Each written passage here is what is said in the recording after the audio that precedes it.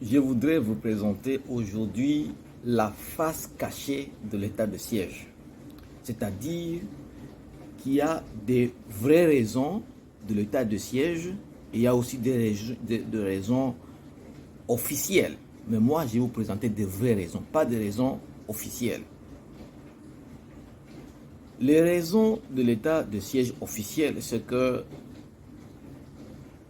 il faut que les ADF soient mis hors d'état de nuire. Il faut mettre fin aux attaques des ADF, au massacre de la population au Nord Kivu et en Ituri. C'est ça la raison. C'est ça la raison en fait, la raison officielle. Mais je vais vous dire que c'est pas ça. Parce que si c'était ça, on devrait déjà avoir mis fin à cet état de siège. Pourquoi? Parce que pendant l'état de siège, il y a plus de morts qu'avant.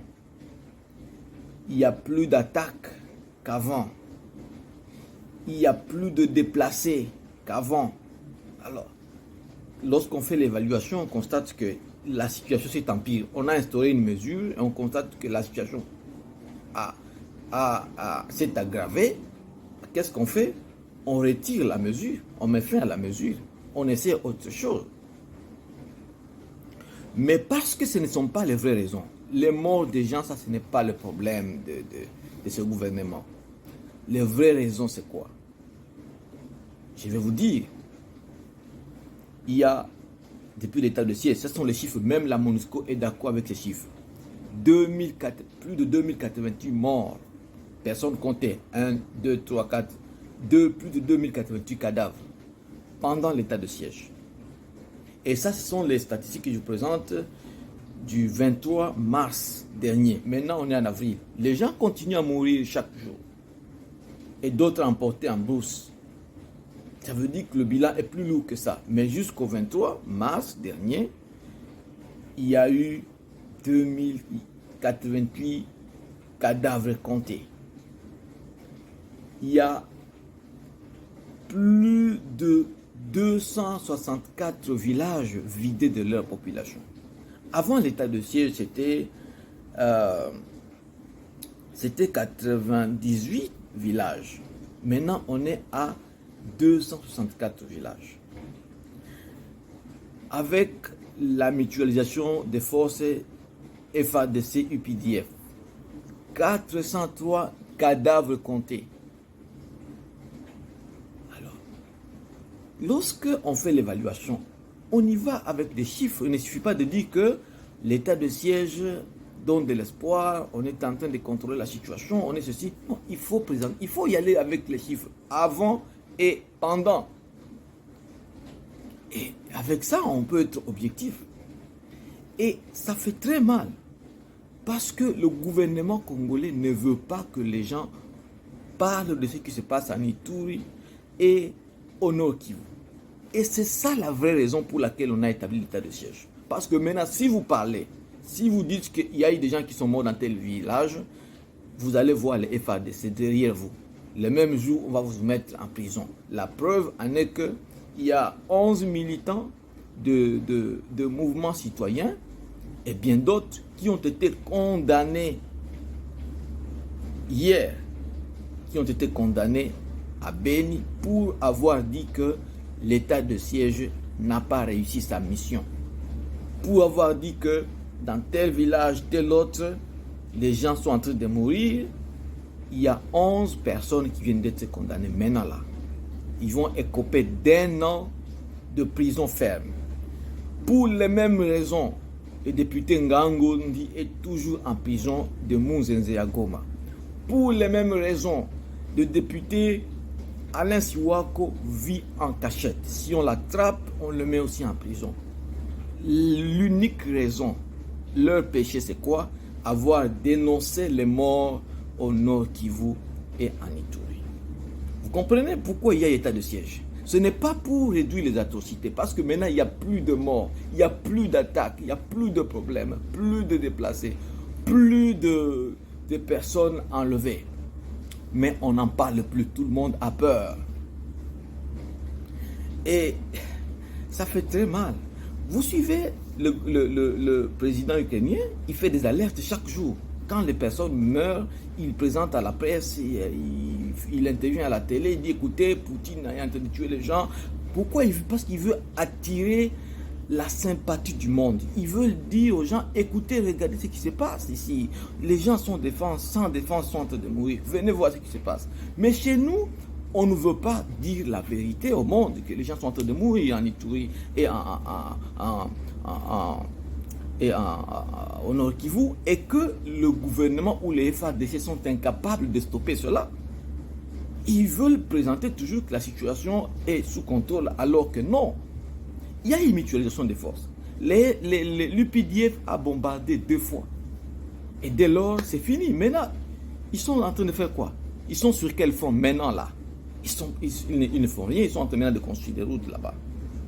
Alors, mais la réalité est que les gens continuent à mourir encore et c'est là de façon récurrente.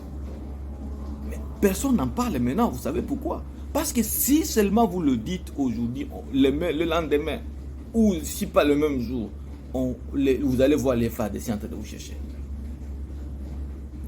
Alors, c'est pourquoi moi, je suis vraiment désolé, même avec ces députés, les députés surtout nationaux, qui chaque fois disent au gouvernement que ça marche. Ces députés-là, ils sont là pour leurs intérêts, parce qu'ils sont membres de l'Union sacrée, ils sont là pour caresser le président dans le sens des poils. Mais ce sont ces députés qui devaient chaque fois dire ce qui se passe. Du moins les députés du Nord Kivu et de l'Ituri, ils devaient chaque fois dire qu'il y a toujours des morts et que ça ne va pas. Que les gens viennent regarder ce qui se passe et que ce qui a été fait jusque-là n'est pas capable de stopper les massacres. Mais les députés, parce qu'ils ont leurs intérêts, ils veulent sauvegarder leur union ou je ne sais quoi, ils n'en parlent pas, ils se taisent. Et quand ils parlent de ça, écoutez, soutenez l'armée, soutenez. Ça, c'est la distraction. Ils vont soutenir l'armée comment? Et pour trouver des excuses, ils vont vous dire, écoutez, l'armée est infiltrée. L'armée est infiltrée. Est-ce que c'est vraiment une raison pour ne pas agir? Le président Zelensky de l'Ukraine, il vient de limoger un général. Pourquoi? Parce que ce général, c'est un traître. On dit qu'il c'est un traître. Chez nous, ça fait des années, c'est devenu une chanson que l'armée est infiltrée. On n'est pas capable de dénicher ces infiltrés et de les mettre hors d'état de nuire. Et en plus, quand on égorge ces gens, c'est à quelques mètres des positions des FARDC.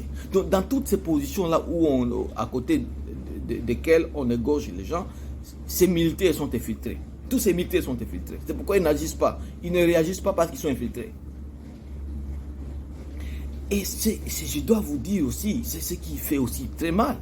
C'est que ces ADF, quand ils viennent tuer les gens, ils ne le font pas à la hâte. Ils prennent tout le temps pour décapiter les gens, pour découper les corps des gens. Découper, hein, ils découpent. Ils prennent du temps pour chaque personne pour découper, pour montrer vraiment qu'ils n'ont peur de rien. Ils prennent leur temps à quelques mètres des positions des FARDC. Et ce gouvernement n'a même pas le temps de poser la question. Vous, on a tué les gens à quelques mètres de votre position. Qu'est-ce qui s'est passé? Pourquoi vous n'êtes pas intervenu? Parce que ces gens devraient être arrêtés. Quand on tue les gens à côté de votre position, vous êtes des militaires, vous n'intervenez pas, vous devez aller en prison. Pourquoi on n'arrête pas ces gens? Parce qu'ils sont infiltrés, on ne peut pas les arrêter. Qui est maintenant infiltré? C'est le gouvernement ou bien c'est l'armée? Non, écoutez, quand même, ayez le courage de dire la vérité, chers députés. Hein, le gouvernement, dites la vérité, que vous ne maîtrisez rien, il faut trouver d'autres solutions.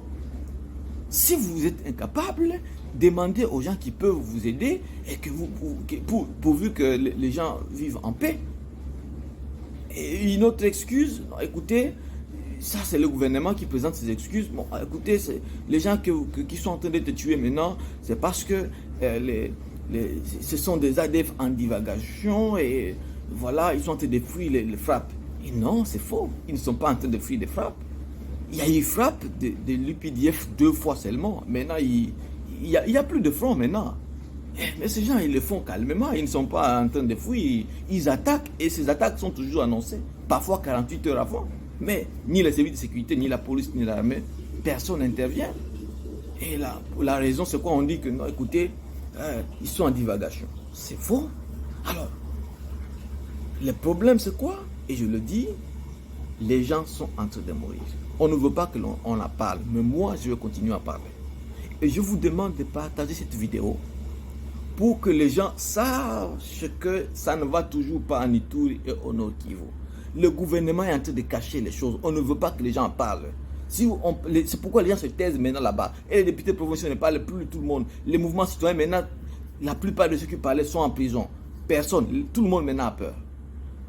Moi, je vais continuer à parler. Aidez-moi à partager cette vidéo pour que les gens sachent que ça ne va toujours pas et que le gouvernement sache que ça ne va pas. On a encore besoin de plus d'énergie, plus de stratégie, plus d'attention sur ce qui se passe au Nord Kivu et en Ituri. Merci.